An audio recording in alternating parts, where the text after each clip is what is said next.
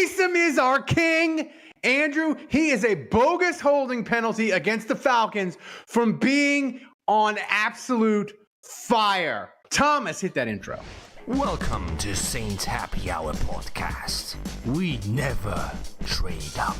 There was a path to give up 3 first-round picks to get Jaden Daniels. I would do it. And I would pick Jaden Daniels. Now grab a drink and enjoy the show. All right, everybody, welcome to another edition of Saints Happy Hour podcast.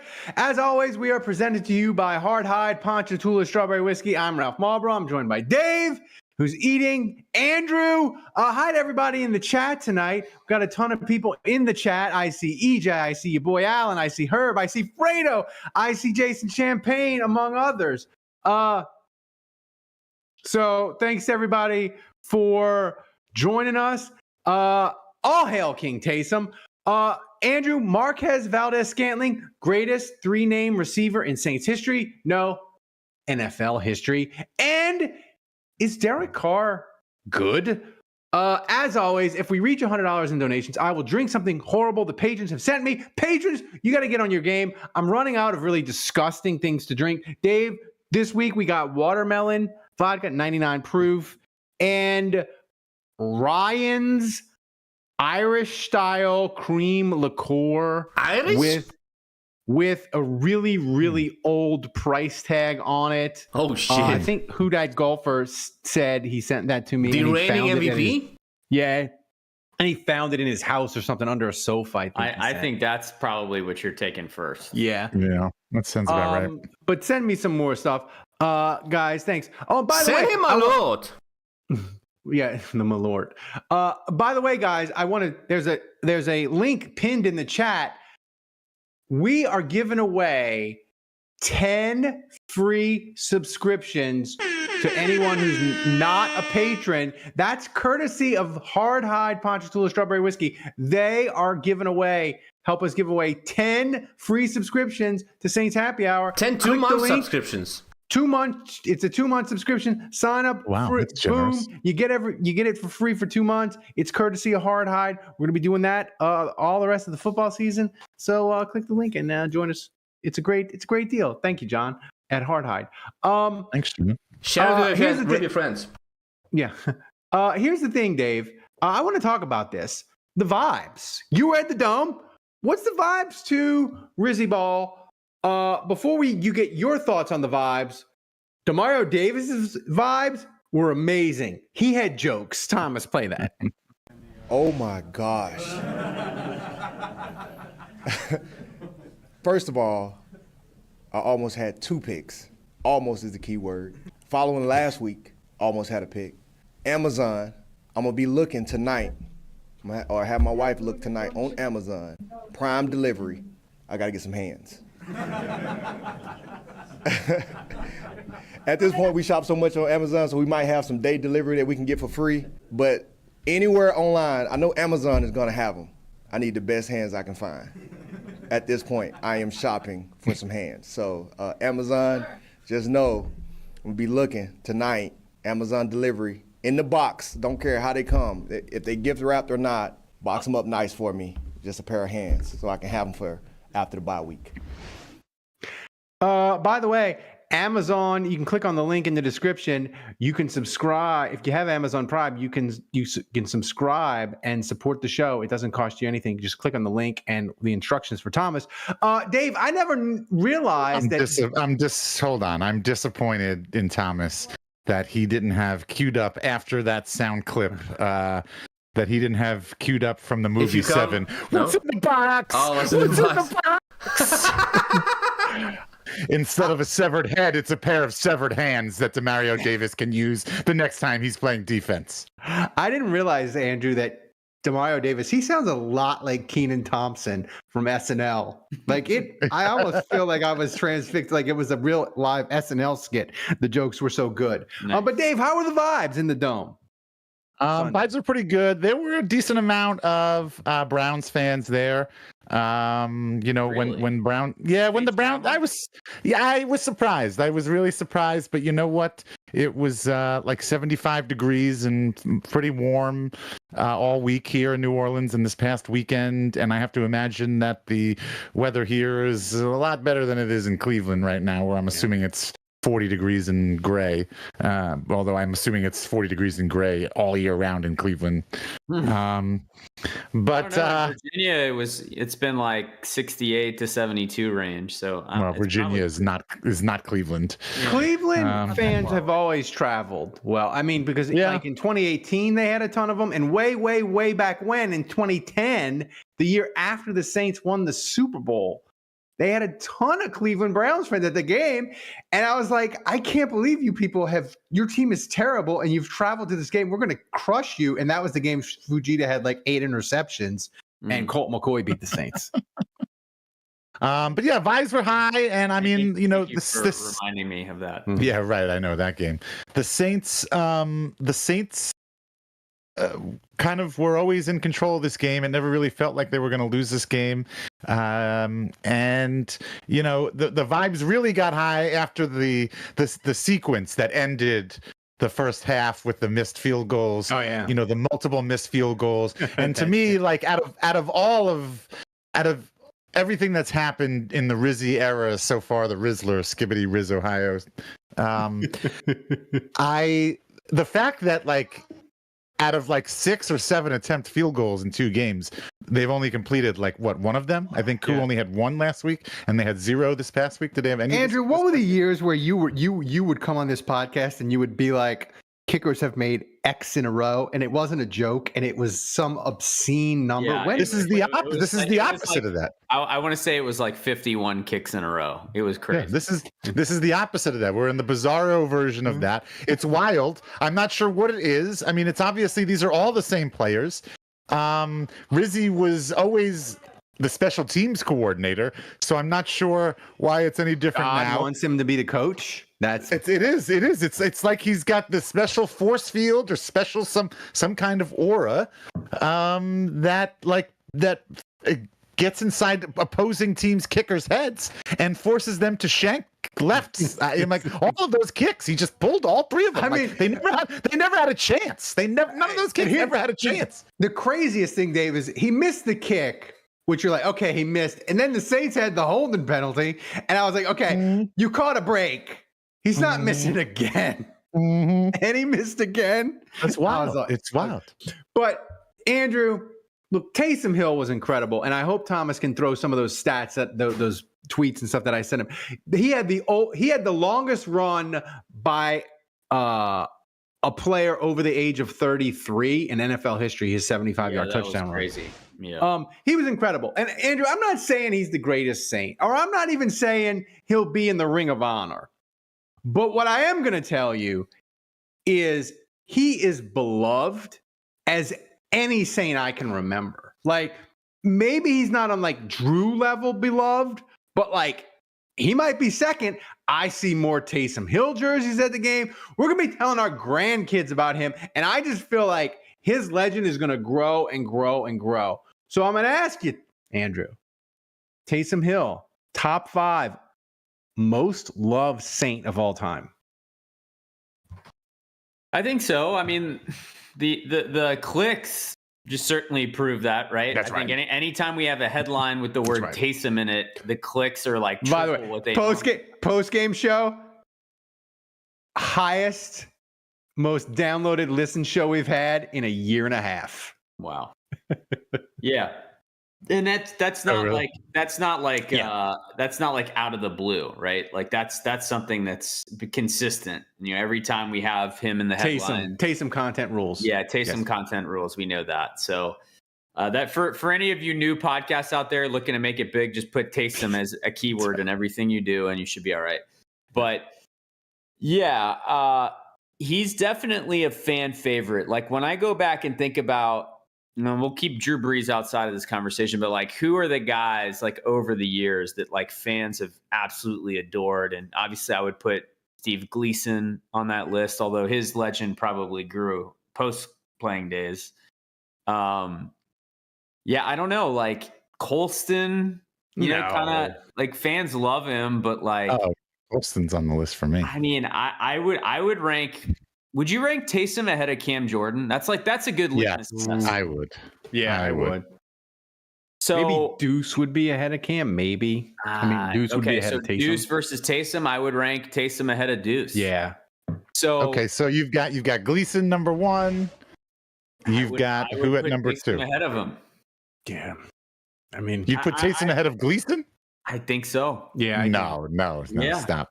I really think Taysom is You're hurting yourself, Andrew. You're hurting yourself. Is a Saints Hall of Famer. I think he's a ring. I think he's Ring of Honor. Of course. Ring of Honor. Ooh, I don't know. I think he's Ring of Honor. He's ninth in total touchdowns, by the way, in Saints history. He's the Saints Hall of Famer, slam dunk. Ring of Honor. I don't know. I don't know about Ring of Honor, but fan favorite. Gleason's going to be number 1. Like, we will never see another player like him again, ever.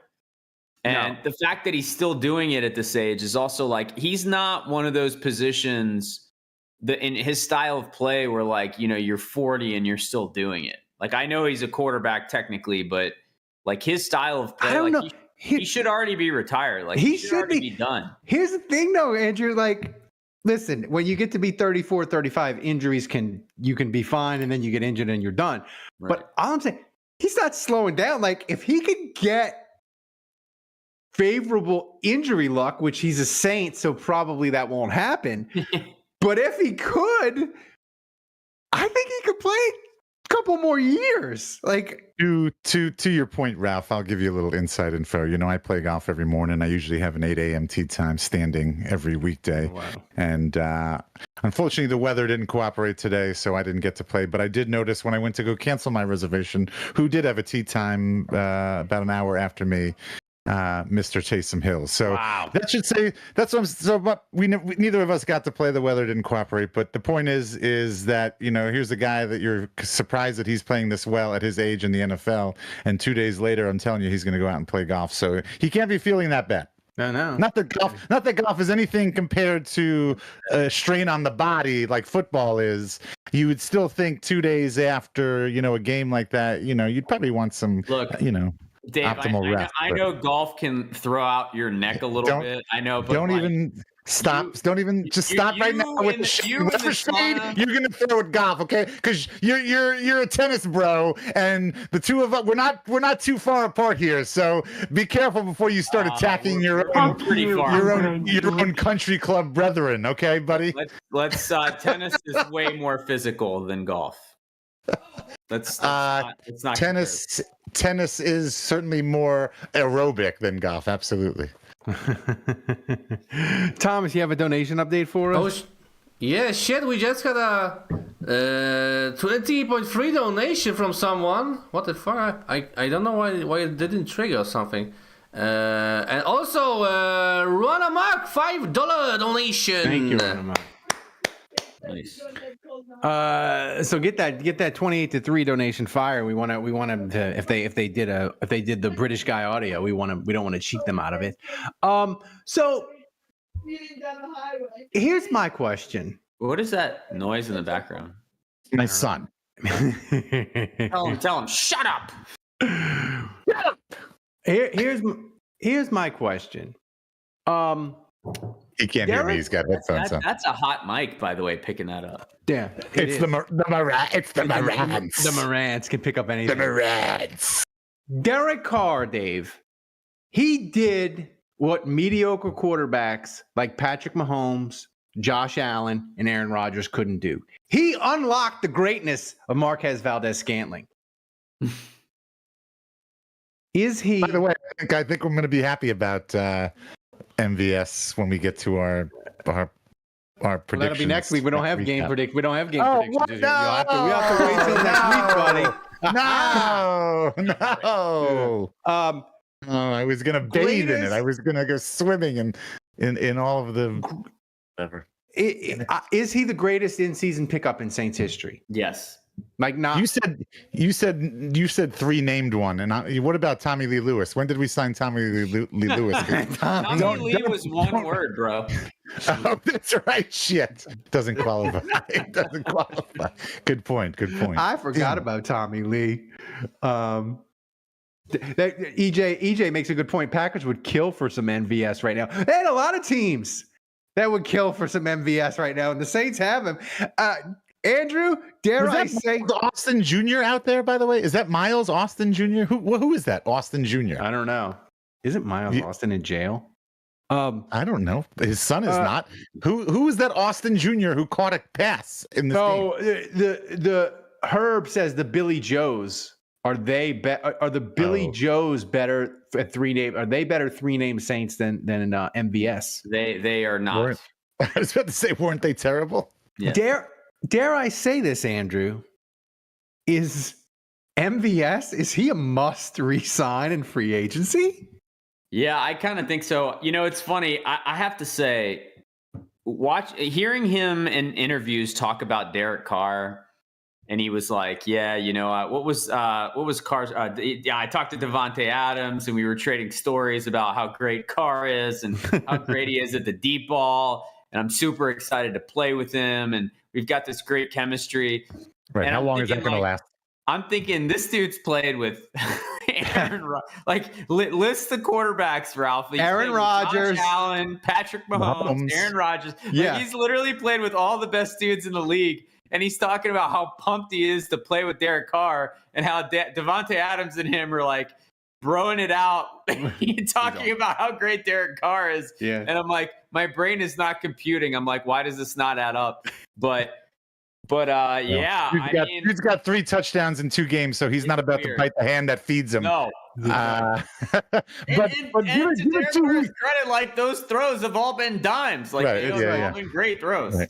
I mean, right. Give it 2 weeks though, and then in the post-game press conferences, MVS is going to be giving subtle shade about Derek Carr. Yeah, right. Yeah. Dude, Dave, we are one more big MVS game from him going into the press conference and Kamara carrying MVS on his back and saying MVS is saving our season. We're one more big game away from that. We are. Well, honestly, I think we're one more big game away from piggybacking off of our earlier discussion. One more game away from Saints Ring of Honor, Marquez Valdes-Scantling. I mean, that's going to take up a lot of room up there at the top. Space. And it's going to be expensive because each of those letters, I'm assuming you get charged by the letter. I was going to say, is he the best 3-name Saints player of all time? Yeah, that's what they. Well, because Brian De La Puente doesn't count. He was 4. Okay. Just the saying. Billy Joes. We said he's better than the Billy Joes. I don't know. Brian De La Puente was the only one I could think of, but that's 4 names. No. Stanley Jean-Baptiste, definitely. Oh, nice. That's one. Oh, I got one. Chauncey Gardner-Johnson. Ooh. It's close. It's close. It is close. One more big game, MVS, and you'll have it. And MVS is one more big game away from being mayor of New Orleans, to be quite honest with you. Yeah. It's the bar is low. Can't get over. Somebody in the hotline said MVS sounds like a disease. I'm sure there probably is. If MVS is a disease, Ralph has definitely had it at some point. It also sounds like the drug that would cure the disease. Yeah, I got a case of MVS. I'm taking some MVS to get rid of it, though. It's cool. So here's the thing I want to talk about.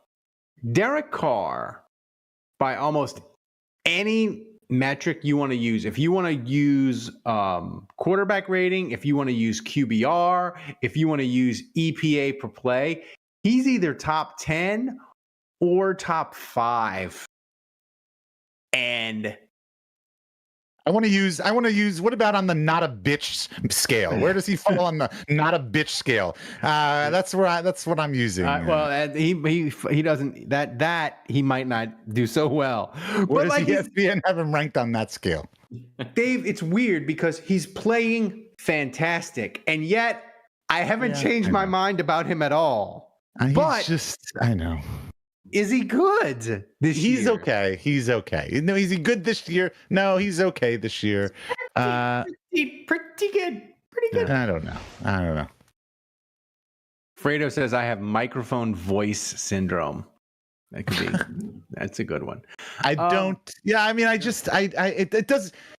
He's been wearing less mascara. I'll put it that way. Look, I was at the start of the season. I was willing to give him a chance, and if he was going to come out here and play well, I was going to say, you know what, I'll let bygones be bygones.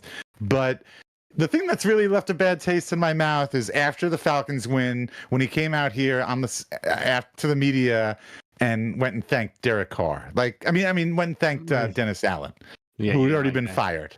Like, that's to me, it just shows like he's incorrigible. Like, he's just never going to be cool. I thought maybe he could be cool. Like, I thought there was a chance. You know, it's like an 80s movie where, you know, you dress him up and you change his clothes and you let him sit at the cool lunch table and you get him a date with a good-looking girl and you think he's going to be cool, and then you realize that, you know, they're just the same nerdy person that wants to play Dungeons and Dragons. And I don't know. Yeah, I hear that. I mean, you don't know. Yeah, I hear that. I hear all that, Dave.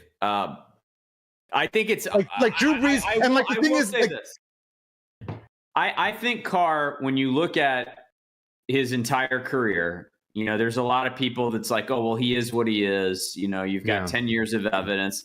I actually don't believe that, because I mean, we've seen like Rich Gannon, we've seen Brad Johnson, we've seen quarterbacks later in their career kind of be something for a long time, and then, you know, they catch fire and they're amazing. I mean, right now, and granted, we're halfway through the season, so we've got another half. We're more than halfway, but like 7 games left. We got 7 games left, and he's been injured for a few. But right now, his quarterback rating is 106.4. The highest he's ever been was 101.4. So he's like 5 points higher than his best season ever in terms of quarterback rating. And you know, will he continue? And where is he on this list? I don't know if we can make this any bigger. He's high up. He's high up top on the right, top right corner. Right. Yeah, top. What is this? This is he's doing better than Patrick Mahomes and Justin Hebert, and arguably better than. He's having a great season, and so there's a couple of things that I looked at in terms of metrics. He's been sacked 7 times in 8 games with this dog shit offensive line. 7 times in 8 games. Mm-hmm. He's been missing Shaheed most of the season. He's been missing Olave. Like, most of his playmakers are gone. He's had to like do makeshift, figure out a way to make it work. Scantling is his best receiver. And, you know, Tipton got moved down because he wasn't performing. Wilson has been injured. So like now he's throwing to the likes of Austin and who's the other guy that is I can't even remember his name. Who's the other guy there? Dante Pettis. Yeah. So like, you know, like skeleton crew, offensive line in shambles, and somehow he's been able to parlay that into not getting sacked. He's 4th in the league in quarterback rating. He's top 10 in QBR. Like, I wonder every metric, he's having the best season of his career. And by the way, we got to see another quarterback play in this offense too, actually, and Jake Haener and everyone's wonder child. And neither of them were remotely close to the performance level of Carr. So like, it is a little bit head scratching. Like, and I'm with you. I'm with you, Dave and Ralph. Like, I still don't think he's the guy. Like, I'm not, I still want to keep looking. I want to find someone else. I want to draft a guy and whatever. But it's hard to deny that, like, Derek Carr is a pretty good quarterback. Yeah, like, I think like we have to be fair about this. Like, I'm not saying I want him. I'm not saying he's the future, but like, I also, like, in good conscience, I can't like be like hospital balls. He sucks. Like, I can't do that. Like, the numbers tell us that he's having the best season of his career. Yeah, and I mean that's true. And you know, to go back to what I was saying, and he's injured. Well, okay. So, a couple of things. So, but just, Andrew, you make a lot of great points. And look, the stats, the numbers, I don't think they lie. I think overall, big picture, he's having not a great season. He's having a very good season. He's having a very good season for Derek Carr himself, career-wise. And look, all the things that I was ragging on him about, those aren't even really football X's and O's things. Those are just personality things. If I'm really being fair, and if I'm really being honest, Andrew, you're right. On the field stuff has been okay. Now, to play devil's advocate, though, I wonder how much those numbers are being skewed by those first two games.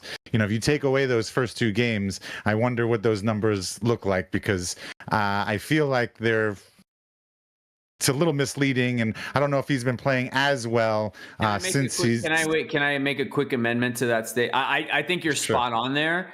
Yeah. So his numbers were super inflated. Then they kind of tanked, and then they've bumped up big time the last 2 weeks. So when Rizzi's the point you're making is correct. I think he's 4-4 as a starter. Yeah. But like the 4 wins and the 4 losses, like the skew is astronomical. Yeah, the thing is the advanced metrics kind of love Carr this year because he's hitting bombs, he's not turning the ball over, and he's not taking sacks. And that's what all those advanced metrics, the EPA, the CPOE or whatever, like they love efficiency and they love big plays. So he's cooking. Dave, I feel like I'll say Derek Carr. Well, yeah. Well, look. I think big picture, I don't think Derek Carr is the problem. He's not the problem. The offense doesn't have a huge problem, and if they did, I don't necessarily think it's Derek Carr. I don't think, going back to what Andrew said, I mean, I don't think he's the guy, but I think he's a guy, and I think he's good enough. He's a good guy, but again, it's just there's no fun in it.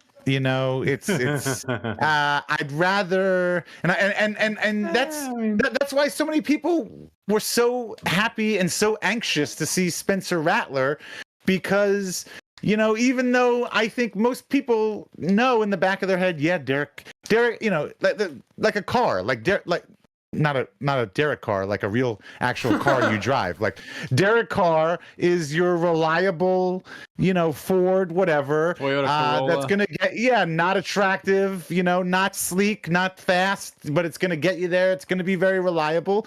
And I think in a lot of people's minds, Saints fans' minds, Spencer Rattler was more like a Porsche. He was the Audi. He was the Audi that a week into your purchase is in the freaking down shop on you, right? Yeah.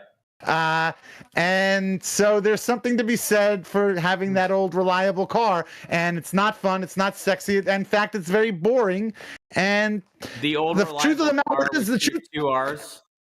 Car with 2 R's. And the truth of the matter is, we watch this team and we love this sport. We don't do it because we want to tune in and be bored every weekend. We want to be entertained. We want to be excited. And so much so to the point where we might be willing to roll with somebody we know is not as good, just because we know it's going to be a little more fun. We don't know what the hell we're going to get. We want to feel something, even if that feeling is getting punched in the face. The last 2 weeks have been fun. I think it's actually, I would, so I hear you, Dave. I think the combination of DA and Carr was insufferable negative fun. Now, I think Rizzi balances it out and like makes Carr maybe a little bit more fun, or at least compensates for Carr a little bit. But I think that's a great point. And honestly, no, I do not disagree with you. In fact, that's what's crazy about, like, when Derek Carr was still, mentioning Dennis Allen after the win last week against the Falcons, because, dude, Derek Carr seems to be totally he seems to not be aware of the fact that Dennis Allen is an anchor to Derek Carr. Like, Dennis Allen has brought Derek Carr down. He brought him down. I think we're seeing that now. I think we are seeing that now. What is the common factor between Derek Carr in Vegas and Derek Carr in New Orleans? Like, it's Dennis Allen. Like, Dennis Allen is is not a good fit for Derek Carr, and it is possible that maybe Derek Carr could be better with a different coach with and without DA. In fairness, and so I don't know why he's out there still carrying water for DA when honestly I think DA might be the worst thing for Derek Carr. Well, he didn't thank him after the Cleveland game though. He only did it the one time. You know, I have to say this. He tries to do the things that he thinks are like the right things, but they're just like and it's like him. Honestly, if Drew Brees wasn't as good as he was, he would be Derek Carr. Like all the religious crap, all the stupid stuff, all the carrying water for people sometimes that you don't think they should carry water for. But the fact is that Drew Brees had a game that was so goddamn good, it elevated him above all that stuff. And Derek Carr isn't that good. Derek Carr needs to be a little bit of a jerk. I don't think anything I was saying was that intelligent. To pivot, I appreciate everything you said there, Dave. I've been thinking about these. It doesn't sound like you do, but no, I do. But these last two wins, I've been thinking about, you know, the Saints being 4-7, and I think I owe myself, my character, and the team and the Saints an apology. You know, I was rooting for a draft pick. I for the first time ever. The team was 2-7. They had hit rock bottom. They fired DA. They lost to the woeful Carolina Panthers. And maybe for the first time ever, before the Saints were officially eliminated from the playoffs, I've always been until they're mathematically eliminated, I root for wins, period, end of story, always. And I decided this year to pivot from that and say, you know what, I'm rooting for a draft pick. I'm doing this. I'm with the rest of the fan base, and I'm going to sacrifice. But not for the Atlanta game, though. You were like, next week. You weren't doing it right off. That's true. Like, beat the Falcons. But I was like, beat the Falcons and lose everything else. I'm fine. Let's go get the best pick possible. So I was finally there. And, you know, something magical happened the last couple weeks. And I don't know how long it's going to last, but Rizzi turned this team around. Mm-hmm. And I watched Cam Jordan have a great game. I watched Demario Davis have a great game. I watched Taysom have maybe the game of his life. I know there were the 2 turnovers, but like he was insane. And you know what it did, Ralph? It made me think about all those seasons where we were 0-4, 0-3, terrible to start the year. And Drew Brees and Sean Payton were in the building, and they refused to quit. It was frustrating that we would pick 15th because at the end of the year they were 7-9 and they would make this run and they would kind of nuke their draft position and fans were frustrated, but they set a culture that was just like, we don't quit. And like, we're going to till the end. And, you know, Sean Payton's gone. Drew Brees is gone. And like DA was like the last relic of that. He's gone now.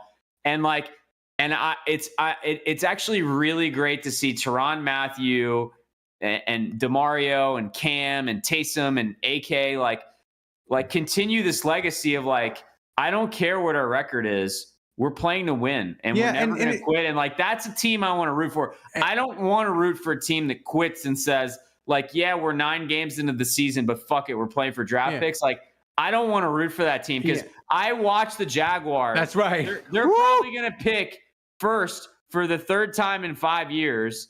And I see what that looks like. It's terrible. I don't want that. Yeah. And here's the thing, Dave.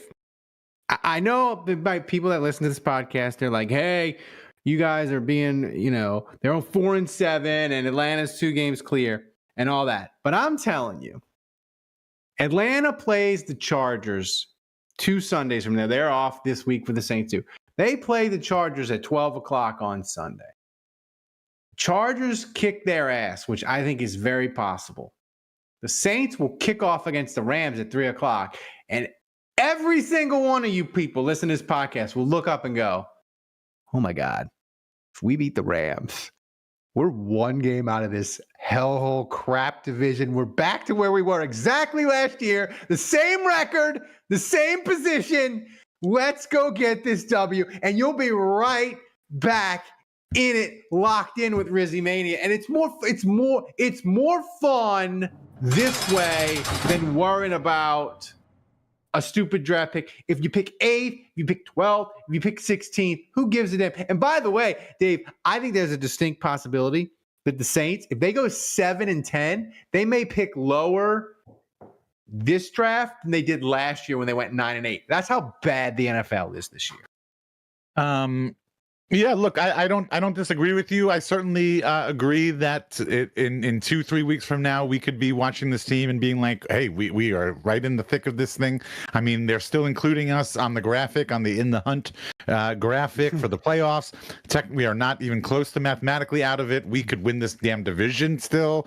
Everything is up for grabs. We just beat the Falcons and we beat Jameis. Like, I wouldn't trade that for a better draft pick. I wouldn't. No.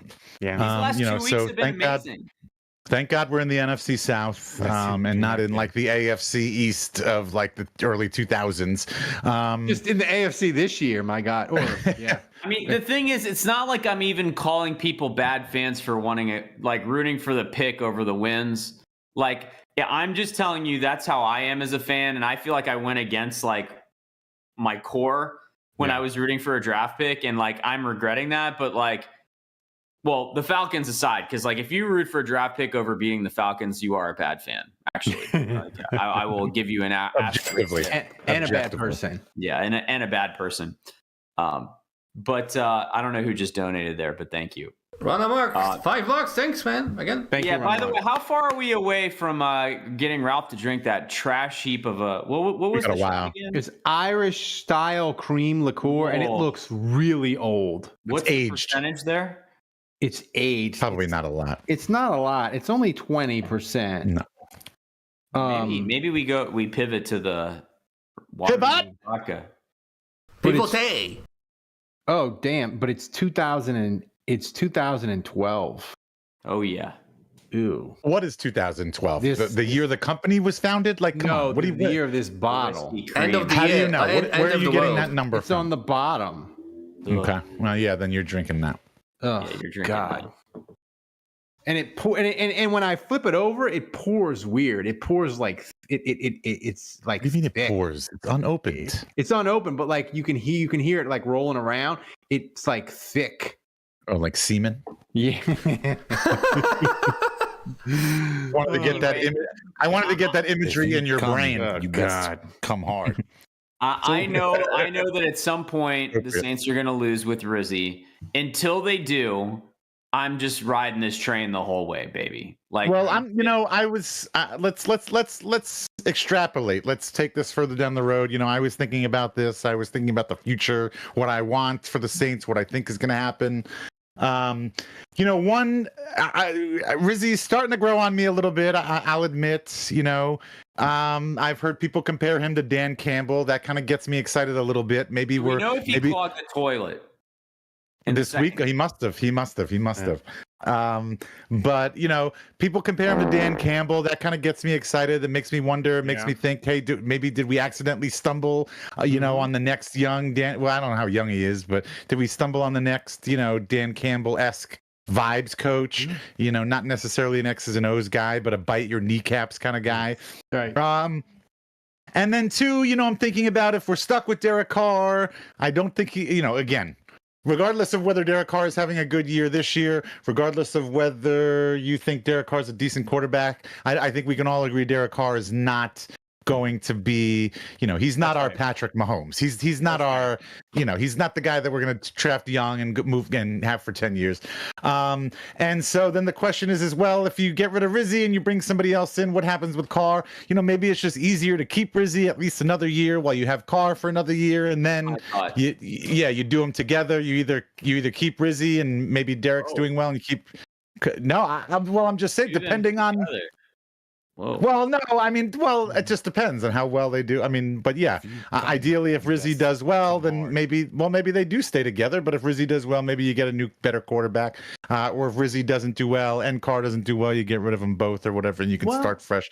Either way, as of now, the way it stands now, we'll see what happens over the next few games. But I think I may be changing what I said last week. And if they win the next 4 out of 6 or 4 out of 7 or whatever, I'd say maybe keep Rizzi for another year and let's wait out a year. But that comes with That comes with a promise from the front office and Mickey Loomis that we are going to try and not kick the can down the road. Let's try and absorb. Let's just go ahead and absorb as much as we can doing that. of some of this pain. I think they've done. I mean, I think they did that. Dave, the only team that spent less money in free agency this past year than the Saints because they couldn't. Was the Cowboys. Well, but that's because we couldn't spend. But that's what I'm saying. They could have kicked the can down the road and created more space, but they didn't. And they're going to do it again next year. And they're going to not spend any money in free agency. And then 2026, they're going to be back to normal cap operations. So I think they've started that process. But I mean, they have to do a lot of other things. They have to not trade up at the draft and do all that. But to Dave's point about Rizzi, Andrew, is listen, he's not a coordinator, right? He's the special teams guy. So he's not specialized on one side of the ball. No, but you know what somebody mentioned? You know what somebody mentioned to me? Somebody who is very knowledgeable. You know why he is good? Because he's a special teams guy. Because the special teams coaches have to know everybody. They don't have to know just the offense, and they don't have to know just the defense. They got to know everybody because offense and defense both play on special teams. Yeah. And so that's what makes Rizzi valuable and likable, and everybody likes him. Everybody likes him. So my question, though, Andrew, is it's like, if he was on the defensive side, we could say, well, you better fix the goddamn defense, Mr. Interim Coach. Or, they made you interim coach and you were offensive coordinator. Maybe you're going to do something different. You better fix that offense, buddy. So besides wins, how do we judge Rizzi? What do we look for things that would not just wins, obviously, because if he wins, he stays. But what like specific in-game things? What do you like? Are you looking at things and be like, hey, Rizzi, get that fixed? Make that better. I mean, look, a CEO can work. We've seen it. I mean, I'm just obviously as an LSU fan, I think about Orgeron or Les Miles. I would consider neither of those. How about Brian Kelly? Experts at a certain side of the ball. But, obviously they both won national championships. Another guy, you mentioned Campbell, like I would not consider him an expert at X's and O's by any means, but he's a good motivator. He's obviously got everyone marching in the same direction. He did call plays his first year, though. Remember, he fired the offensive coordinator and called the plays the second half of the year. Yeah, sure. But I mean, no one's saying like Campbell's some offensive mastermind.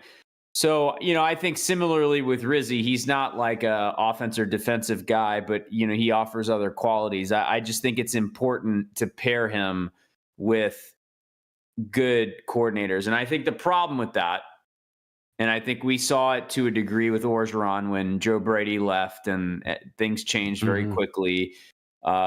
If Campbell loses Ben Johnson and loses Aaron Glenn, and like those are hard guys to replace. Those are important to Detroit's success, right? So I think, and I don't know about Woods as the defensive coordinator. To me, that's that's my next thing on the rundown. Change, but maybe Kubiak is kind of the right offensive coordinator for Rizzi, and he stays for another year. But like if the Saints have some success with Rizzi.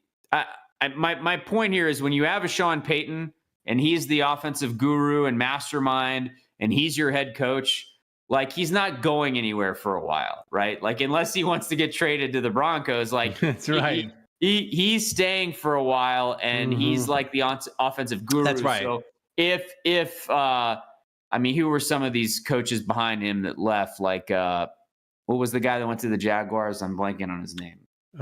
Peterson. No. He went to the Bills and Marone. Yeah, Doug Marone. So like, you might lose some guys on your staff. Like let's say Pete Carmichael had gone somewhere. Like it wouldn't have mattered, right? Like when Andy Reid like had some offensive coaches that left when Bieniemy left. Like it didn't matter. Like it didn't change anything because you've got the guy, you've got the brains, and he's the head coach, and it's less of a flight risk. But I think when you have a manager But when you have a manager of the whole operation that needs like good support from good coaches, like if your team has success, they leave. And then like it's incumbent on you to then hire the next guy that's going to be able to step in and do a good job. So I think the future with Rizzi can work, but realistically, if they have success, it's just a lot of pressure to keep signing the right coordinators to continue this on the right path. So yeah. And if you don't, I would prefer to, like, DA ended up not being the guy, but like he was, quote unquote, like the expert defensive coordinator. And like, I would rather have a guy like that like either excels on offense or defense. And like that side of the ball is going to be solid. Yeah, it's hard. If you're going to have the worry for me, that's the same. Like it's worked for like Baltimore, but it's worked for Baltimore because they have Lamar Jackson. So as coordinators shuffle in or out, if Harbaugh wants to make changes, he's got Lamar Jackson. The thing is, for me, the interesting thing with Rizzi is I wonder, because the offense is pretty much humming along. I wonder, like, is he going to try to do stuff, Dave, for this defense to like, because it sucks. It's not like historically bad. Like it's not like 2014 Saints bad, but it's pretty bad. Do you think Rizzi's gonna we're gonna start to see coming off the bye week and this last 6 weeks? You think that like Rizzi's not that he's gonna call plays on the defense, but he's gonna be like, hey, do this, do something different. Do you think we're gonna see some drastically different things from the defense out of the bye? I won't even pretend to know that I know Riz or what his knowledge of the game is. I mean, I really don't know. Like, I don't know if he's a defensive guy. I have no idea if he's an X's and O's. He's been a coach for a long time. I know, but I don't, and I'm sure he can see a lot of like obvious things even that I wouldn't even be able to see because I'm a dipshit and I don't know anything.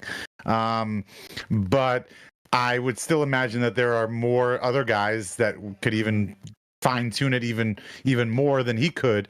But I don't know. But that doesn't, as far as this season is concerned, yeah, that matters. Like they're not going to be able to go that far if they don't make some tweaks and adjustments. But as far as like next season, if he's going to be the head coach, all he needs to do is hire the right defensive coordinator.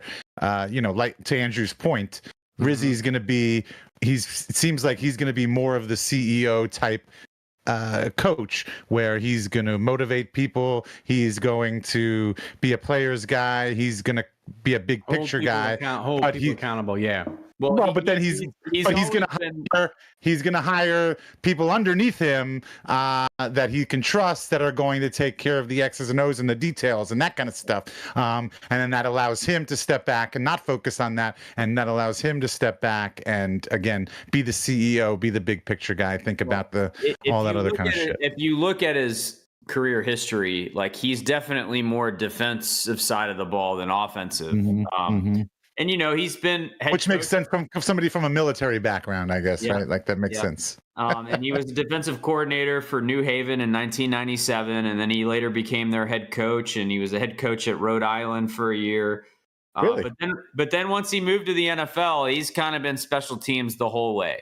And I will say he has definitely made a reputation for himself as one of the premier special teams coaches in the league. Like, he is respected league-wide. Like, I don't know if you guys remember when Sean Payton poached him from the Dolphins, but that was a big deal.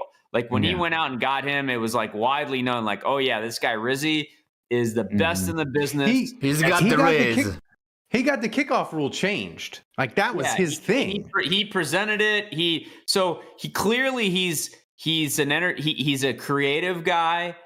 He's a smart guy, like X's and O's. Like he definitely has an acumen about him. But and if I were to say what side he leans, he's definitely more of a defensive guy. But but you're about to say but, and I think I know where you're going with that.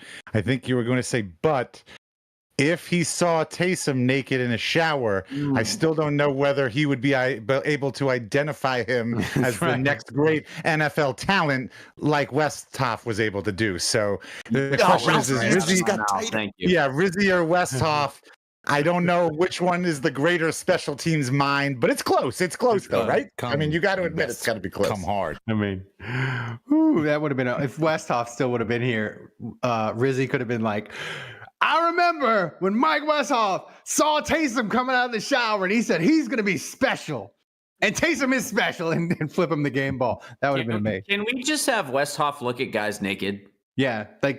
I mean, can we put Westhoff in the Ring of Honor? I mean, Taysom doesn't need to be in the Ring of Honor. Westhoff should be in the Ring of Honor. It can't be any worse than them dressed. All the tape they watched and they still pick Foskey. If you just have Westhoff look at defensive linemen naked, would you trust that over the current Saints process? Yes. I would. Yes. I mean, if I'm being honest, like Westhoff probably has more reason to be in the ring. If Westhoff did anything else positive, if he did one more thing positive for the Saints in addition to finding Taysom Hill, then he's greater than Taysom Hill. Because he was the one that found Taysom Hill, and Taysom's greatness only extends to what he can do. But Westhoff found Taysom, plus he might have done other great things. Let's play sliding doors for a second because I love sliding doors. Let's go butterfly effect. Let's go.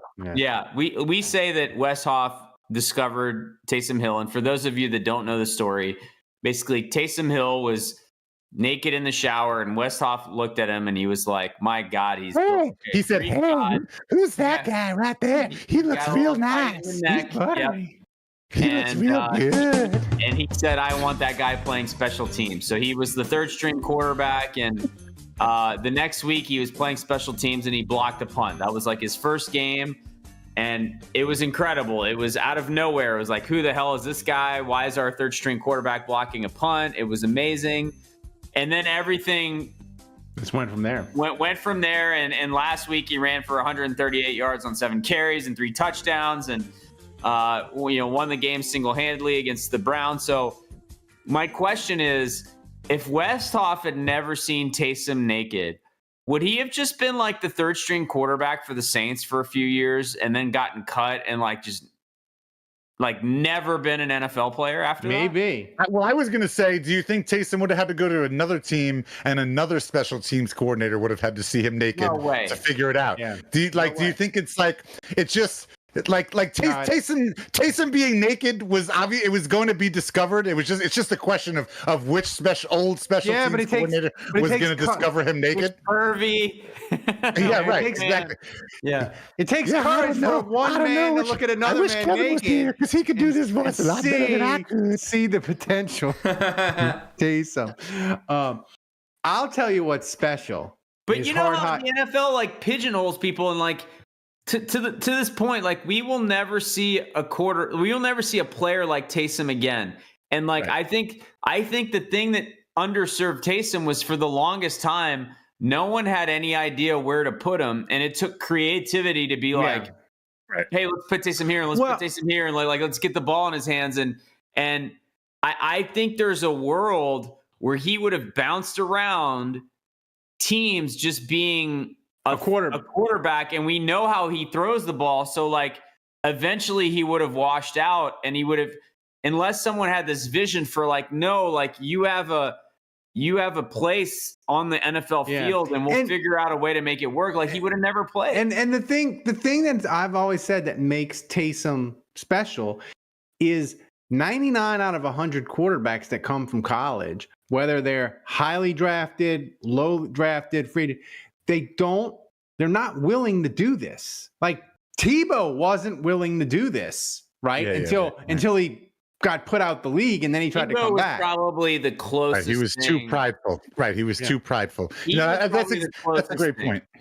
That's right. Tebow could have been Taysom. Also very religious. It all tracks. Tebow. I don't think Tebow was the athlete though.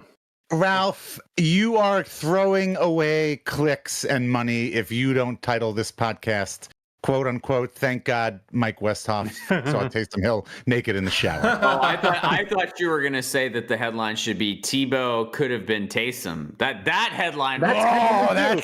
Yeah, There you go. Go with that. That's a good one too. There you go. Oh my Or God. Tebow crawled so Taysom could score 3 touchdowns and run for 138 yards. I mean, we're about to go viral. That's it. All right, boy. so I'll tell you what. Taysom is amazing, but I'll tell you what also is amazing. Hardhide Ponchatoula Strawberry Whiskey is amazing. Hardhide Ponchatoula Strawberry Whiskey is a strawberry-flavored whiskey blended with aged wheat whiskey, American light whiskey, Cocktail and Sons, strawberry and lemon syrup, fresh strawberries from Jonesdale Farm in Ponchatoula, Louisiana. It's 86 proof. The whiskey is blended and bottled at the Sugarfield Distillery in Gonzales, Louisiana. You can pick up a bottle wherever fine spirits are sold in Louisiana, Mississippi, Texas, and Tennessee. To learn more and to find a bottle, to get a location near you, go to hardhidestrawberrywhiskey.com. Hardhide Ponchatoula Strawberry Whiskey is supporting Saints Happy Hour all football season long. So support the people who support the show. Grab a bottle of Hardhide Ponchatoula Strawberry Whiskey today at hardhidestrawberrywhiskey.com. I botched that ad, but they're amazing, and John is amazing too. Sounded fine to me. If you didn't say anything, I don't think anybody would have noticed. They would have noticed. So now it's time for the final question. And listen, the Saints have 6 games left. Atlanta has the Chargers and Vikings after their bye. I'm not asking you to predict wins and losses, both of you. But what I am asking you to do, and I'm going to start with you, Andrew. Will eventually. Well, we already kind of went through that anyway. I'm asking you, what's the one thing that if the Saints could improve it, it gives them a chance to make the Falcons really, really sweat? I'll start with you, Andrew. What's one thing that, like, if they can improve it, it'll really help them these last 7 games or 6 games?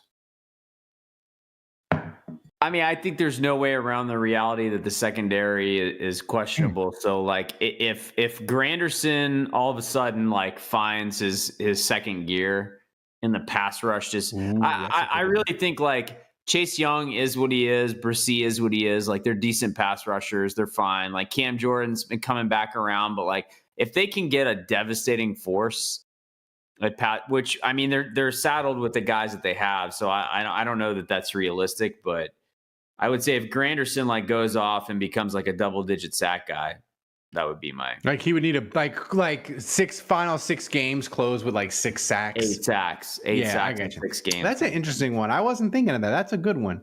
Dave, what's if one thing that they could improve? I mean, this is easy for me. I thought Andrew was going to pick this. I'm glad he left it for me. I would go offensive line all day, every day.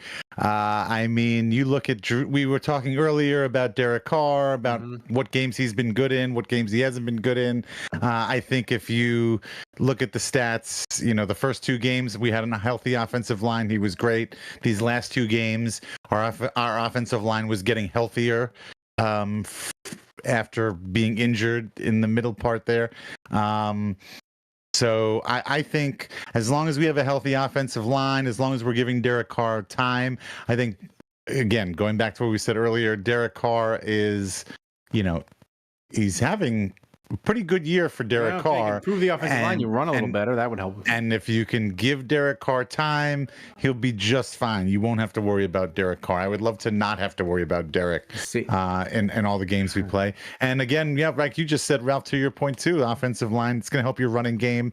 We're still leaning on on Kamara, which that's the opposite question is, what am I worried about most? That's Kamara and what happens once he's if he's ever not available, because we're very one-dimensional. I was gonna say, I was thinking about saying the run defense, if they could get that better and it could be not the worst run defense in the league, that would help. I was thinking, Dave, if Kendra Miller, after DA spited him with putting him on an injured reserve on the way out the door, if he could come back and give him some carries, that would help. But no, I think what the Saints need, they need to get better. If they're really going to do something really fun with Rizzi these last 6 weeks, and they're going to do something really special, Skibbity Ohio, Rizzler, they need to go on a heater on the special teams. Yeah. I'm talking return a punt, block a kick, or block another kick, run back a kickoff, which I don't think, Andrew, am I correct? I don't think they've had a kickoff run back in the new kickoff rules yet. Yeah. Correct. I don't think we had so. a punt. They had We had a punt. Oh no! In the league, they've had a couple this year. Oh, they have. Yeah, they have. So they need to get on a heater on the special teams. That's my thing. And that would really help Rizzi too. If the Saints are winning, you don't think they're already on a heater with the special teams? I think this is crazy. I feel like that's asking for a lot because I feel like they've already done you're talking about a team. We blocked 5 out of like the last 6 kicks. They haven't blocked them. I mean, they one out of the last 6 kicks. All right, we've forced misses. We have right. and before have we forced them or have they just been? Yes. You know, I was going to say before you say anything about how we haven't really forced anything. Again, I certainly believe in the power. I think Rizzi has crystals or something in his office. I certainly believe. They're minerals. Damn it, Marie. I certainly think that. I got Ralph. Ralph haven't watched Breaking Bad, but he understood the joke. Yeah, right here. No, look, you say what you want, but Rizzi has something to do with all of these misses. I'm just saying right now, he's got something to do with it.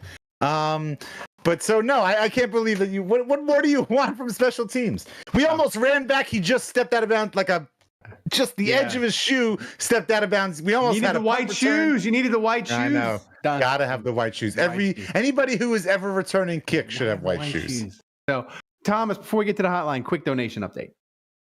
All right, quick donation update. We are almost there, almost $30 away. Who's in the lead? Saints fan 504 is in the lead with $28.3. Thanks to Andrew for $20 donation, just 1 cent short from 20 actually.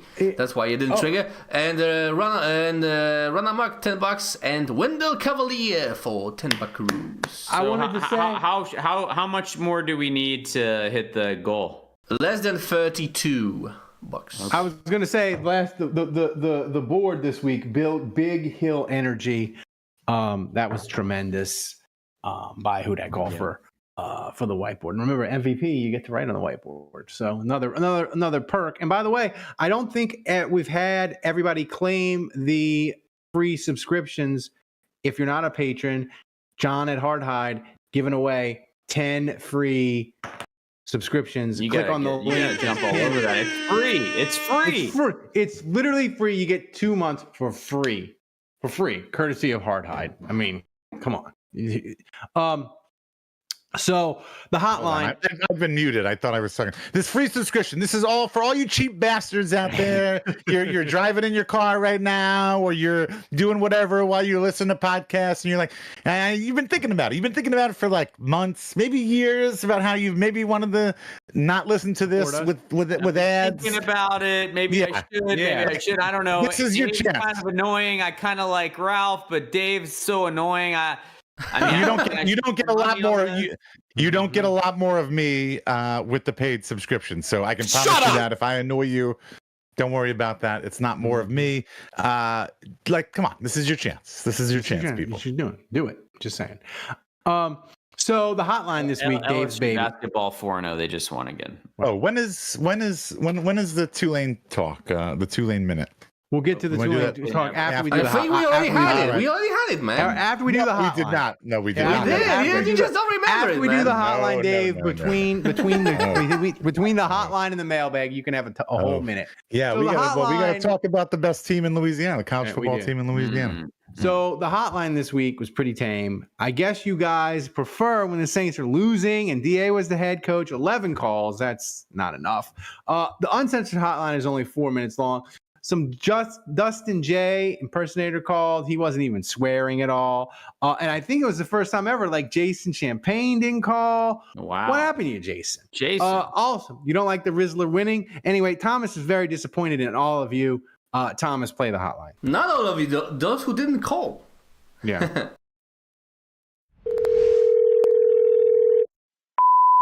It's time for this week's hottest takes from the Saints Happy Hour Hotline. Guys, what kind of Ouija board, voodoo, juju stuff does Rizzi have with kickers, man? You can't kick against this guy when he's coaching. This is nuts. Pettis, penis, whatever, same fucking difference. I love this guy. He just did some great. Oh, he stepped out. End of the first quarter, Saints looking amazing. Eric McCoy makes all the difference. As long as McCoy stays healthy, I see the Saints winning a lot more games. Hey guys, this is Frank in New Orleans. I'm sipping on a beer, watching a game, just jacking my meat right now. Anyway, love the show, guys. We're going to pull out the victory. I feel it. Who cares we're losing? It's going to fuck up our draft pick. I don't care. I'm going back to jacking my meat. And let's get this victory, guys. Talk to you later. Love the show, and I'll see you on Tuesday night. Love you. Bye-bye. Razzmatazz,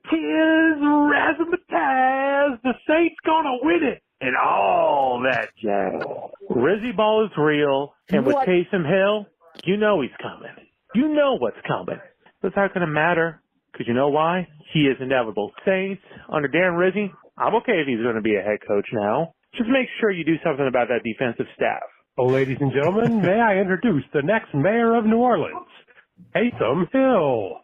Man, I hadn't enjoyed a game that much since like week 2. That was a good time right there, man. We put it on them. Per Bobby Edbear, we had never beat the Browns by more than 7 points, and Taysom buried that ass. And Taysom was out there performing such action miracles that he's got me questioning my faith. I think I'm going to join the Church of Latter-day Saints. Who dat? Guess what? The Browns more than the Saints, and it's Victory Monday. Love you guys. Bye. Taysom Hill did Taysom things. Saints won. Sean Payton kicked the Falcons' ass. I think we all just need to sit back and realize it was a perfect Sunday. Hey, I'd like to express sympathy to all the amateur general managers in our group who have already set up their 2025 draft board so they can trade down and draft Arch Manning in 2026. Looking at cool, you, Kevin. I'm just going to continue to be a fan who wants to win every game because winning is fun, losing is not, and why are we here if not to have fun? It's really that simple. Who dat? Yeah, that was a good hotline, Thomas. You were hard on the people. It was I messaged Thomas. I think that was Bud Rich who came up with a cute little song there. We need that isolated. Rizmatazz. What did they say? Yeah. I don't know. And it's even longer. It's even longer in the Uncensored Hotline. The song? Yeah. Oh God, he sings longer. Okay, well, I not just that want much longer. Yeah. Well, that little 3-second bit is adorable. We need to clip that, please. All right, so we are still $31.70 away from me drinking disgustingness. But yeah, show it again. How many LSU fans do we have out there? Let me shit on you guys for 30 seconds. Yeah, you get 30. So go ahead. Maybe that'll bring in the donations. Look, the poor Navy quarterback and then stomp them into the ground. We didn't. You stop. Don't make this out to be Bountygate. Look, the main overall point that I want to make is I think it's there we go. That'll help. Can I read it? Crazy. Can I read the donation? Sorry, Dave. Yeah, yes. Sorry, I didn't call it. $5 from Nicholas Riley. Sorry, I didn't call in Thomas. Last time I did, we lost 7 games in a row. Let's go, Rizmeister. And also thanks to another donation from Andrew, 20 buckaroos. Rizzle my fizzle. No. There, so we are less than 8. That's right. If you want to shut me up, if you're an LSU fan, you can donate, and then that might help. But no, 50. Shut him up. I know you tried, sports boys. Interception! Oh, there we go! Dave interruption incoming. Wow. Take me out over the edge. I'm still going to talk anyway. Look, I think it's crazy. It's crazy that my son is 12 years old and he's in his most formidable sports years, and he is now, maybe formative. Formative. Is that the word you were looking for? Formative. Formative. Yes. Okay. Formative. Okay, Ralph, Yes. keep going. Formaldehyde. No, formidable. No, he's also formidable. He's formidable also. No, that's correct. Thank you for correcting me. He's in his formative years, especially in his sports fandom, and I think it's wonderful and also wild. And I can't believe that I would never have even dreamed this up, that he's living in a timeline where Tulane is the best college. I agree. Tulane blows. Thank you. Where Tulane is the best college, is the better college football team in the state of Louisiana. Is there any way Tulane and LSU could play in a bowl game? I would no, I don't think so, because Tulane might be making the playoffs, and LSU I don't think has a chance. Well, no, if Tulane doesn't make the playoffs, could they play in like Shreveport or something? Can you just say that again? If Tulane doesn't make the college football playoffs? If they don't make the playoffs. No, I don't think. I highly doubt it. Dave, if you can't make the playoffs, would Tulane play an LSU in a bowl game? Yeah, that would be the best thing for me. And beating LSU, would Tulane beating LSU, would that give you more happiness than the Cotton Bowl win? Yes, maybe. I don't know. I mean, the thing is you can't separate it from your business. Well, no. The thing is I don't have to make that choice. I have the Cotton Bowl win. I get to keep that. So this would just be icing on the cake. Would it be better than? I don't know. I have to wait and see and find out. They're both going to be great for business, so that doesn't matter. From a pure personal standpoint, from a smack talking standpoint, with a lot of people that I know or interact with on a daily basis, it could go a long way. It could go a long way. This Irish cream. You ever have like coffee creamer and it goes bad and it doesn't smell like... No, I don't drink coffee. I don't drink. It doesn't smell like spoiled milk. It smells like something else. I'm naturally caffeinated. Oh, this is bad. Imagine Dave on coffee, man.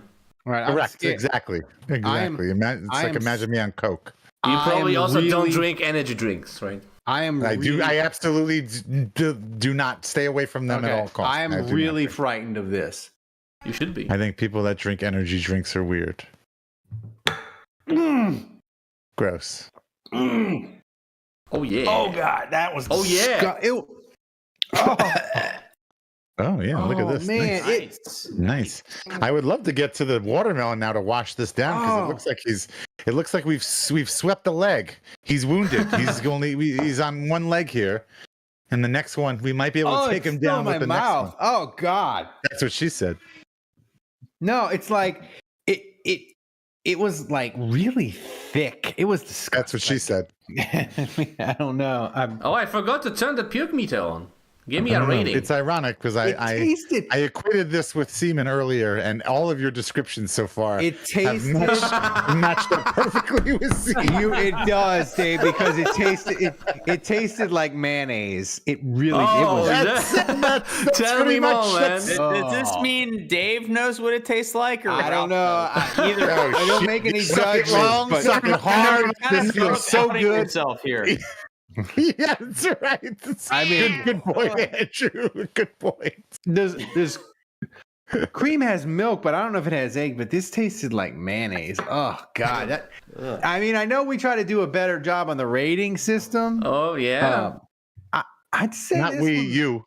8. An 8. All right. I mean, it was really bad going down, but the Hardhide just kind of cleansed out the palate, and that's where like it bumps it up to a really high rating when I can't cleanse the palate. So, Thomas, let's take it to the top so we can get to the mailbag. Roger that. Take it to the top. Oh wait, I forgot. Before I do that, the Saints Happy Hour viewer questions are brought to you by Hardhide Ponchatoula Strawberry Whiskey. You can pick up a bottle wherever fine spirits are sold in Louisiana, Mississippi, Texas, and Tennessee. To learn more and to find a location to get a bottle near you, go to hardhidestrawberrywhiskey.com. Now, take it to the top. And thank you guys for all the donations. You guys are awesome. Yeah, thanks to Oppenheimer and Jason Champagne, $2 both.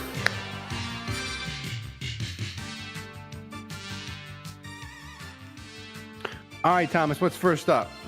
Your boy Alan asks, how many bits to get Ralph to drink mayo? After I read the first question, I'm going to update the donation goal. Yeah, a shot of mayo. I'm in. Here we go. Hold on, before you read the question, shot of mayo, that might be worth more than a shot with alcohol in it. You're right. I actually think Another Ralph would $50. intentionally put the watermelon vodka in the mayo shot to make it taste better.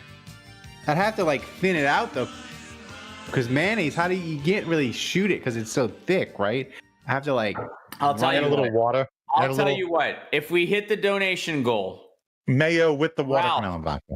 If you do a shot of mayo with the watermelon vodka, like shooter, like mix, and then you shoot both, I will Venmo you $20 on top of the donation that you get from this. That'll cover things. I will personally donate $20 to the cause. That'll cover 1/1000th of your hospital visit for your stomach pumping. I tell you what, Thomas. If the Saints beat the Rams and we hit the donation goal, I'll do the mayo and in 2 weeks. On what? He's putting it out there. Hey, Tomas, check the timestamp on this. He's delaying gratification, as it was. Wait, mayo on what? Sour because it cut you cream out. shots. That's such apple cider vinegar to thin it out. A mayo and vodka shot in combo, like in tandem. Or maybe something with an He's egg. evolving, guys. How about something where you crack an egg into it? Yeah, I like that. Spiced up eggnog. Methnog. Yeah. Like I'm Rocky Balboa getting ready for a heavy mayo. And that's a great. And that's Thomas. That's a great point. We're getting into the holiday season. We could do a play on words with eggnog. Yeah. How about? Okay, here we go. An egg that you crack into a glass, a shot of milk. Crack it over his head. Milk, and an egg together in a shot. Oh God, that sounds horrible. Did you die from that? No booze. No. I mean, come on, a freshly cracked egg inside in milk. You don't. Is that not punishment enough? I think it needs a little Hardhide mixed in there. There we go. There you go. That's right. I like that. Sick. Actually, sick. Okay, an egg Sick cracked into people. Hardhide. An egg cracked into Hardhide. I mean, we'll have to fine tune it. Hey, the Saints aren't beating the Rams. I think we've settled on it. I think no fine tuning is necessary. I think we've settled on it. An egg cracked into Hardhide strawberry whiskey. I think we're good. Yeah, I'll do. If they beat the Rams, I'll do it. Jesus, I'll do it. What do you want? So here we go. Jason says, remember you could go to Orange Julius and get them to add an egg to it. Is that true? I don't remember that at all. That's not like a raw egg, though, is it? That's like a egg cream flavoring. No, I don't know. I don't know. Maybe. What's first up in the mailbag, Thomas? All right, first question. Are we doing a mailbag after this? I don't know. My head is throbbing, Dave. I have a migraine. From the one shot? I make no promise. No, not. I was in pain before the show shot. started. The shot actually, the alcohol makes me feel a little bit better. Oh no. Go ahead. All right, first question from Don Checo. He asks, who would you rather as your starting QB for 2025? Carr with restructured contract price, Jameis at $10 million, or other free agent QB / high draft pick? Ooh, the other. Yeah, I said no. If I get the question, and I'm sticking by that. No, I get Carr. No.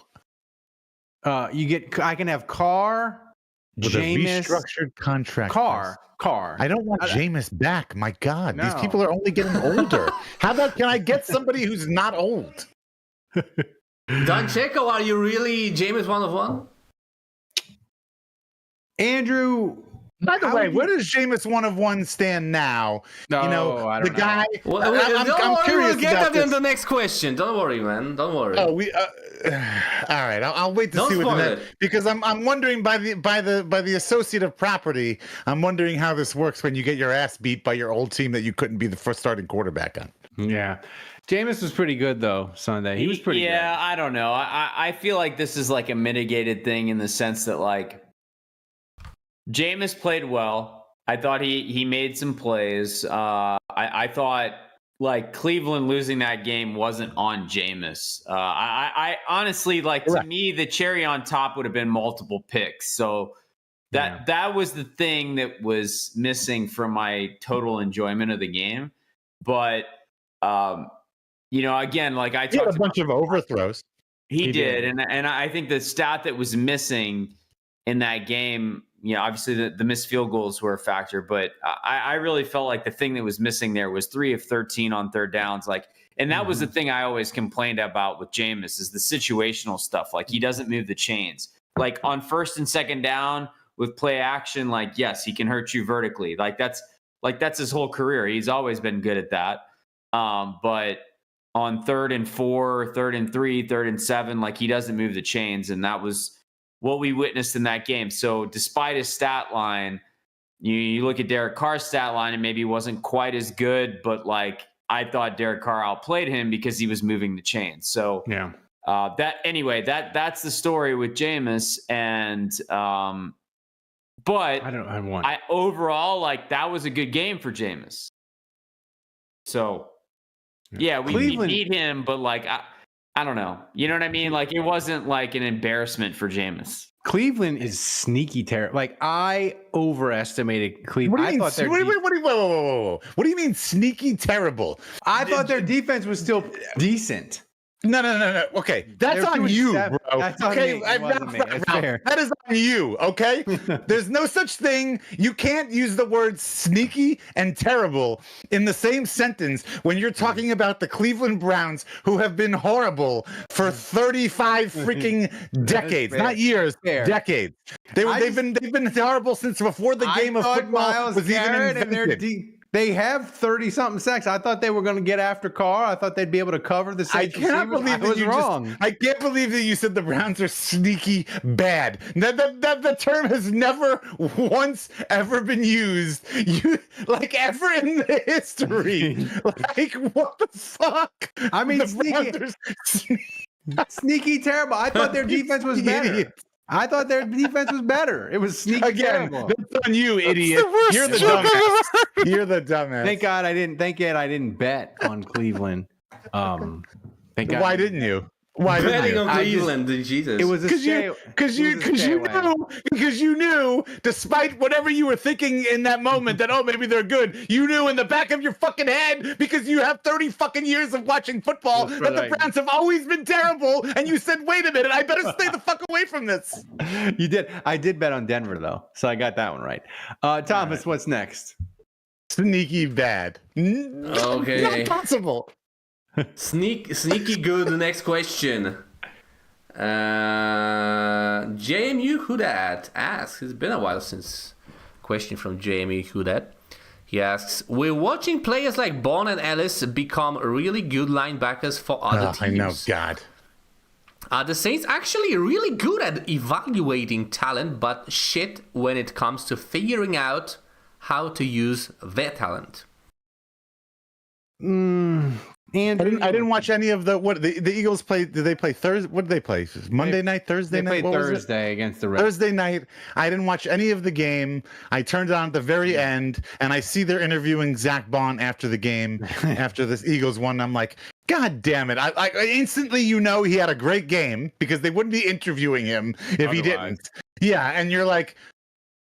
And my buddy who lives across the street, who lives around the corner from me, he's an Eagles fan. He's texting me, "Fly Eagles, fly!" And I'm like, why am I watching Zach Bond on my television right now talking about how great the Eagles are? Like, we had him. What happened? When did he get good? What's going on? I guess this is equivalent to watching what's his face when he went to the Patriots and became a goddamn All-Pro or whatever the frick his name. The linebacker, what the hell was his name?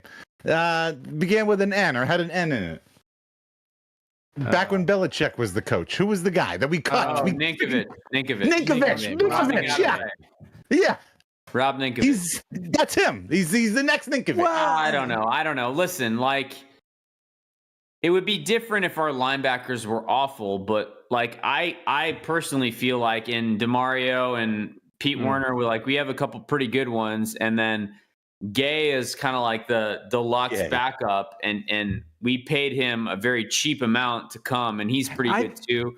So to me, like, you really only need 2 good linebackers. Like in the Saints scheme, in a modern day scheme, like it's 2 guys that play unless you get injuries, and you kind of need a deluxe third guy backup in case you have injuries. But like, I don't know. Like, it doesn't surprise me that Atlanta paid and Detroit paid to get Anzalone, and Bond was paid by Philly to get him, and Caden Ellis went to Atlanta. Like, they got money. And if you're the Saints, like, Bond didn't, but he just, but you got to make decisions on who you keep and who you don't. And at the end of the day, we have DeMario and Pete Werner. Like, I'm not like, man, like Bond would have made a huge fucking difference in this defense. He wouldn't. Well, here's the thing. Here's one thing. I'm not missing Caden Ellis. I'm not missing. No, Bond. here's my one defense again for the Saints for Bond. When the Saints drafted Bond, and they wanted him to, they said, look, I know you're outside linebacker. We want to put you on the inside, right?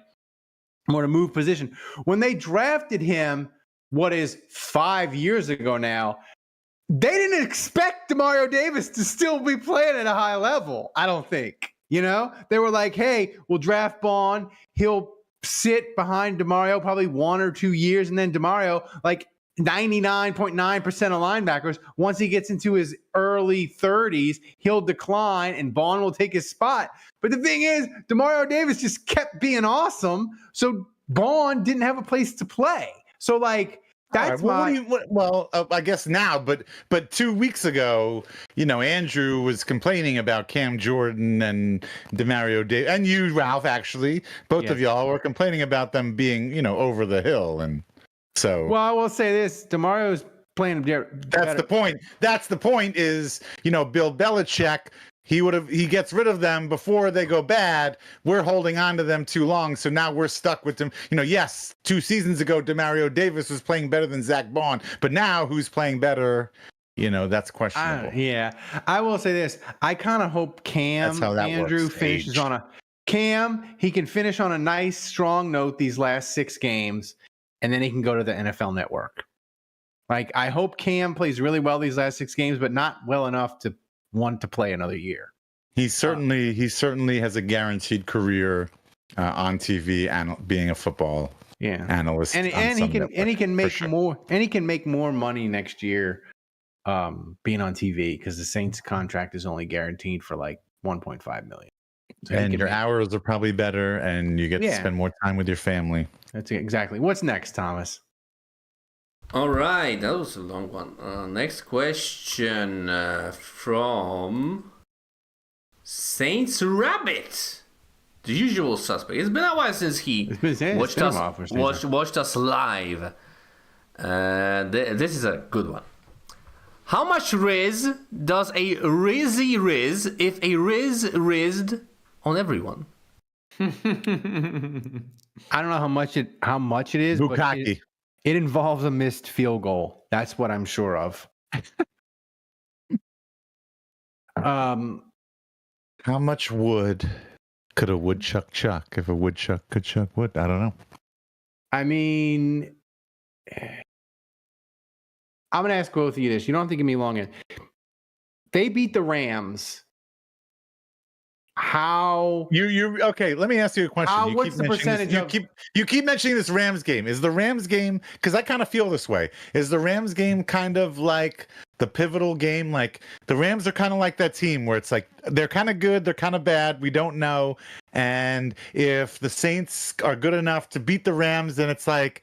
Then are you going to be optimistic? Like, I feel like the Rams game is kind of like, am I going to be optimistic or am I not going to be optimistic moving forward? If the Saints are going to beat the Rams, I'm going to go ahead and be optimistic for the rest of the season, because the Rams are probably one of the better teams we're going to face. And if we don't beat the Rams, then I'm going to give up. Let's get some draft picks. The Rams are the opposite of the Falcons. The Falcons are 6-5 and they're a complete fraud. The Rams are like 5-5. But like a good, sturdy, we're getting healthy, the good coach, 5-5, and a really great coach. Right. The Rams are we can get more into it because when they play them in a couple weeks. But I think the Rams are a terrible matchup for the Saints. But I'm just saying, like, they beat the Rams. I think Rizzi is going to be the coach. That's right. So here, if Kevin's in the chat, if he says if the Saints beat the Rams, Ralph is beating his meat with his good arm during the post-game show. Whoa. I mean, I wouldn't go that far, Kevin. OnlyFans. But I might turn the lights off, turn the lights down low, and pull the blinds. Play the music, Thomas. What's next, Thomas? Wait, you know what? Fill in some time. I'm gonna switch the last question. I don't want to lie to Dave. Oh. So what are we? Let's go. Just 1 second, Ralph. Come on. Can't have any dead air, Thomas. We can't have dead air on the podcast. No, yeah. This is an audio medium. Audio medium. Thomas. Got to talk through it. All right, I got it. Last question from Oppenheimer. He asks, Jameis 1 of 1 excuses for Jameis Winston. Bad answers only. Here we go. God, thank you. Because I got cut off and I wanted to talk about this. So here's what I want to know. Your quarterback that you love and exalt and put on a pedestal plays his old team, with whom he couldn't win the starting job. And he loses to that team. How can you I don't understand how you can make an argument that he's the greatest. Like it's over, man. Like I read his book. You know, you can throw it. You can. I forgot that you did read his. I read his book. You can. How long is it? Quote. It's long. It's not. It's a pamphlet. No, it's not that long. It's not that long. Look. How long is it? I read it. That's how long it is. It's not that long. Okay. I don't read books. Ask anybody in my life. I am a literary novice. It's just not my strong suit. You said that with such pride. I don't read books. I'm just saying, well, because it's a thing. It's been in my wife is a big reader. I am not a big reader. It's just not my thing. Me too. I know. Well, I don't read books. But this is one of the few things that I did read mostly all the way through, and if you could make a case for the first 5 seasons, yeah, maybe he was putting up those stats, but the ride's over, man. Like it's been 5 or 6 seasons after that, and he hasn't done anything. And to my point, like he was on the Saints, he wasn't good enough to beat out Derek Carr. He had his chances with Dennis Allen as the starting quarterback before Derek Carr even arrived. And nothing he did was special. Nothing he did was great. And he just went ahead and played his old team, on which he was not even able to win the starting job and lost. So I am trying to figure out how it's possible now, how you can make any kind of argument, a sane, satiable argument, that he is a Hall of Fame. Dave, his red zone efficiency when he plays, and he had a decent game. His no red zone interceptions, 3 touchdowns, whatever. Red zone efficiency in games east of the Mississippi after 11 o'clock in November. He's top 3 all-time NFL, and that is I just made up. Oh. James. I mean, he doesn't have it. Like and I don't know what Jameis 1 of 1 needs, what else he needs to see, but you just look at the game yesterday or 2 days ago. Dave, like it's so easy for him to point it like he almost had 400 yards passing and like. But like you said, situational. No, like you said, situational football. He was. He missed like what? He 6 passes, 7, 8. 8 incompletions. One is a master. It's like Trump in an election, dude. He moves the goalposts. That's right. Yeah, I know. It's just like, but he's only got like 6 or 8 incompletions.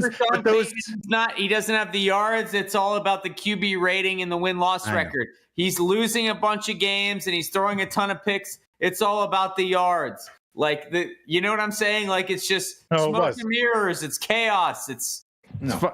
A lot of it in his book was just about. I mean, he literally comparing him to Dan Marino, Joe Montana, a lot of the other greats in the first 5 years of their season, and it was basically just yards. Yards, touchdowns, first That's downs, a great point. Sprinkled in there. That's a great point, Andrew. He literally argued with me the off season before Jameis was the starter in 2021. He was like, quarterback wins is not a stat. Jameis started 5-2, and he's been saying that stat for the last 4 years. Jameis was 5-2 with Sean Payton. That's right. I had to block him and get him out of my life. Sorry, I couldn't do it. I don't know. Just my last point about that is I guess of all the great quarterbacks that he in his book that he compared Jameis to, Joe Montana, Dan Marino, whoever, I can't remember now. I don't think any of them played for 3 different teams and was backup quarterback for 3 different teams. Like it's just stop. Jameis, it's over. It's over. Jameis is going to play for 5 more years. He's like a deluxe. He's the backup quarterback that you want if you want like a super deluxe backup and you want to pay them $7 million. I'm on the exact opposite side of the spectrum as book burning. But if for some reason it gets cold and we need it to be warmed, Jameis 101's book probably would be the first one that I would Kindle. and I'm talking about real Kindling, not the app. So, Thomas, tell everybody about everybody who donated during the show. All right, I'm gonna tell everybody. Thanks to everyone. It was a team effort. So many different people donated. Thanks to Jason Champagne, to Oppenheimer, to Nicholas Riley, to Wendell Cavalier, to Ranamok, to Saints Fan, and to the MVP, the one and only, who is Andre George. Thank you, Andrew. You got us over the line. This was really disgusting. This, like, my stomach is not right. I just want to say. Just should have donated more. Just want to Sally, I need help. Sally is in no mood to help me tonight. You're on your own. But remember, Andrew, you can do the whiteboard next week. If talking on the podcast for 90 minutes isn't enough. I cannot wait. You can insult someone. You can insult Dave. But everybody, thanks for watching.